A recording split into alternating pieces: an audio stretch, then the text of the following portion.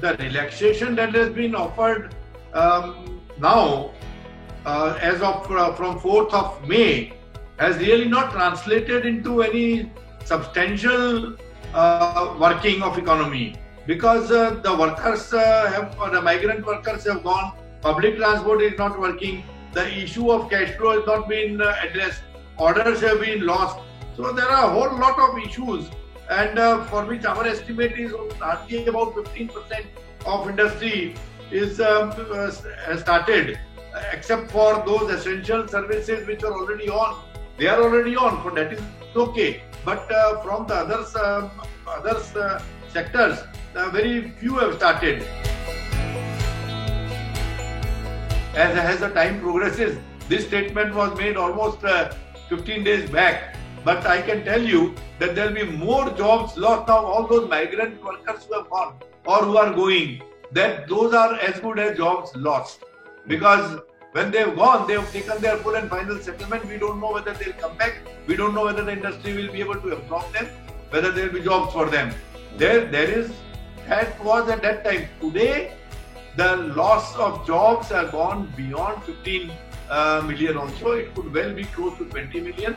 Unfortunately, the government is not realizing the seriousness of the issue. Take, for example, the textile sector, the garments and the textile. Garment was a major job creation sector. Now it's completely zero. It's all dead because everybody has lost order. Garment industry has lost almost 100% orders. Almost 100% orders. What are they going to start now? What employment they can give?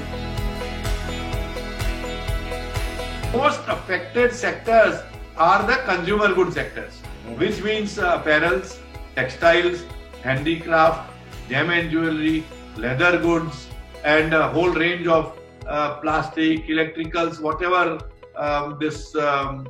consumer goods are there. They are very badly affected.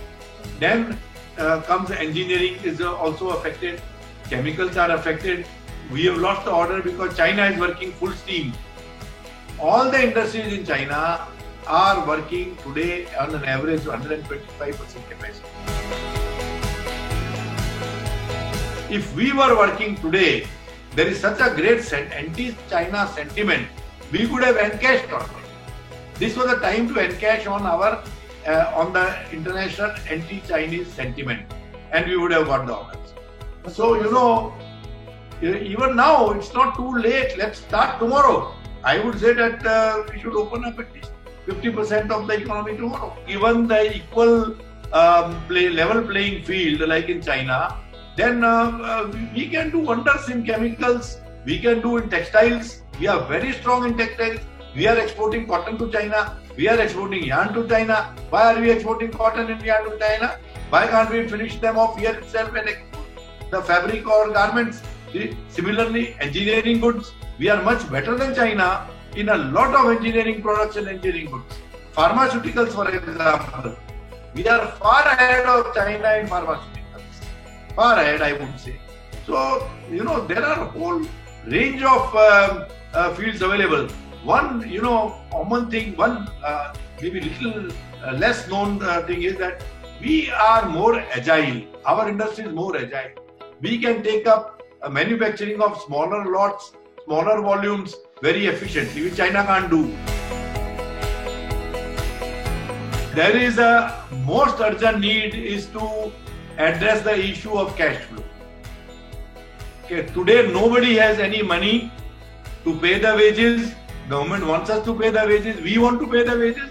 Today, if I have a worker who's been with me for 20-25 years, don't you think I have a relationship with them? Don't you think I have to pay them? But from where and how? So address the issue of cash flow, which again includes the wages also. Address the issue of lost market. The market has been lost. Certain support for marketing. We have given to the Prime Minister a 10-point program of what is required to be done, and these are included in our 10-point program. But you asked me in short 1 or 2 points, so I have told you, address the issue of cash flow, which is today the most important. 20 we closed 31st March 20 with 4.78% negative growth. Now, because we worked whole year, now there were many challenges, and let's not go into reasons of why we ended with a negative. In 31st March 21, my fear is we may be down by as much as 15% negative. Provided we open up, and the second fiscal international economy also improves, because it is at the lowest level now, and the only way it can go is go up. So even if we do not have a V-shaped recovery, we may aim for a U-shaped recovery. If that doesn't happen, then we may be down by as much as 25%.